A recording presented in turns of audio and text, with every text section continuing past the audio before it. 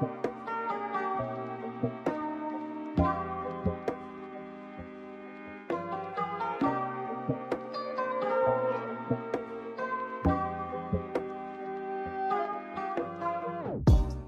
everyone, I am here to show you how to make a superfood breakfast dish with great fall produce that's going to be coming out.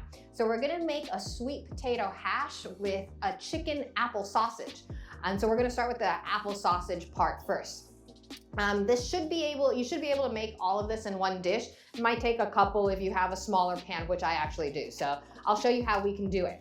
So you've got a bowl. I'm gonna put my chicken in. I use a mixture of ground chicken leg and chicken breast.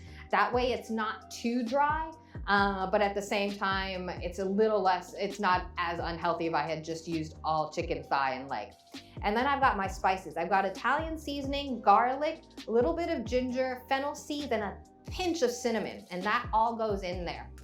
And I'm also going to add a little bit of maple syrup. So if you don't have maple syrup, it's fine. You can use sugar if you wanted. You can even use honey, but you want something sweet in there. The reason why I choose to use maple syrup more than any other sweetener is because of its anti-inflammatory properties. And so just that little bit makes a difference in my opinion. I got one Granny Smith apple. So this is an organic Granny Smith apple. If you're not using an organic one, peel it because the pesticides do tend to hang out on the outside. But if it is organic, use the peel. I'm only gonna do half of one though. I'm only making about a ½ pound of sausage, whereas if you were doing a full portion of sausage, you probably wanna add the whole apple. So the apple does a couple things. It adds sweetness and it provides moisture to the hash. I'm gonna cut this guy, or the sausage. And then I'm gonna grab my box grater and it's gonna start oxidizing. And so the apple's gonna start to brown on you. It's perfectly okay. But you're going to use the large side of the box grater and grate. Now, if you want chunks of apple, go ahead and dice your apple. It's completely okay. Like I said, I'm doing this mainly to give the sausage a little bit more moisture and sweetness.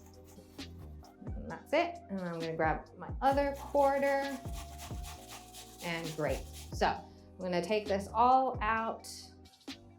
Remember to scrape on the inside because a lot of it likes hanging out in there. Don't squeeze it or anything. You want that moisture in there. And I'm gonna go ahead and add that straight to the chicken mixture.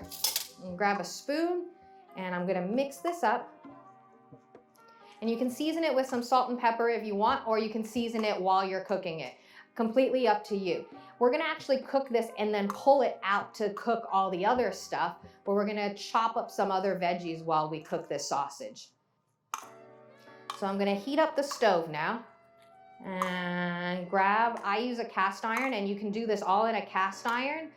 You would need a pretty large cast iron if you wanna do the full portion of this recipe, which is about 8 eggs. I'm gonna do 4, so which is half of this. And there you go. So I'm gonna turn on my stove and swing you right over. Once your pan is nice and hot, you coat it with a little bit of oil. And then you can drop in sausage into pieces like that if you want. You can do one whole piece and then break it up after it's done. It's really up to you.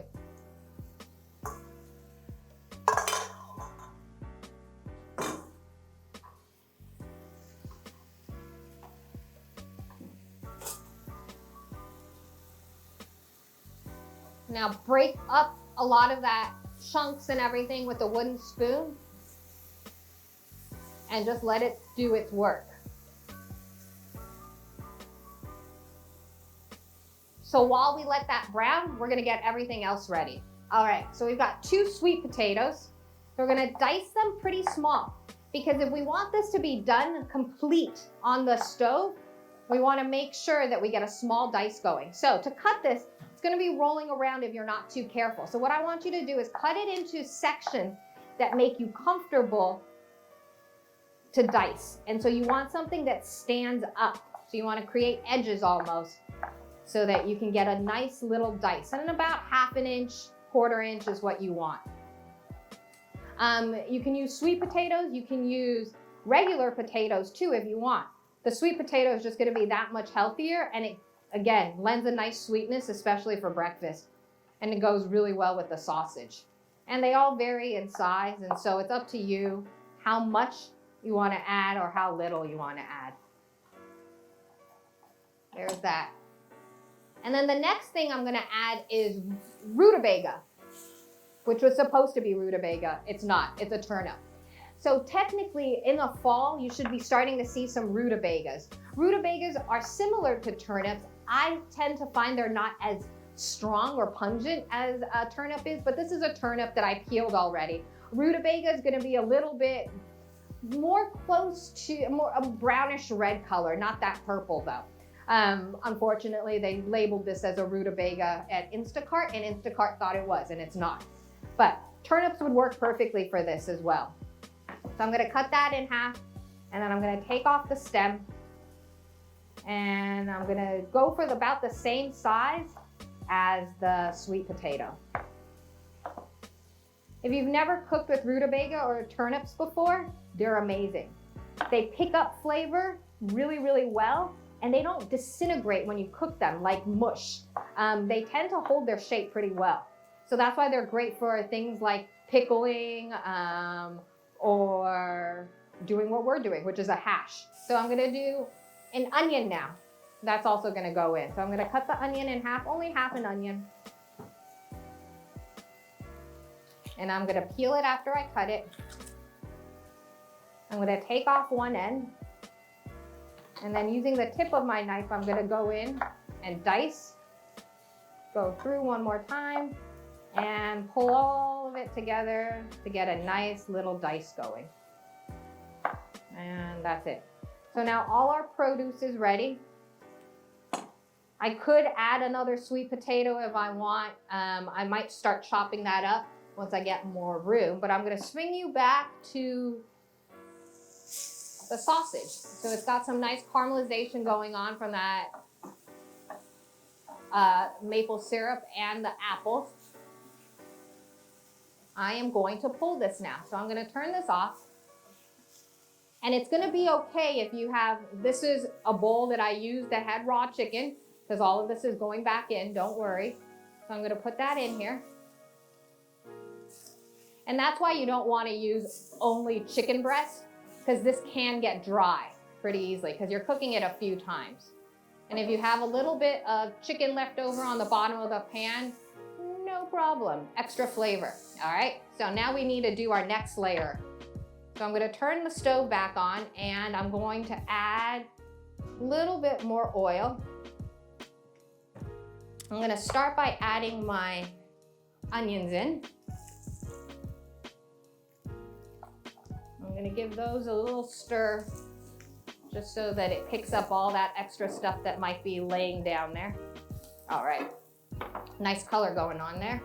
So now I can start adding all my sweet potatoes and turnip or rutabaga, whichever one you used.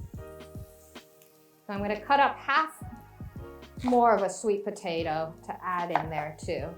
Add a little bit more, get a little bit more out of it. And technically you could make this all ahead of time and just reheat the portion that you want and just build this in layers. And now I'm gonna sprinkle on a little bit of smoked paprika. Just like that. Give that a mix too.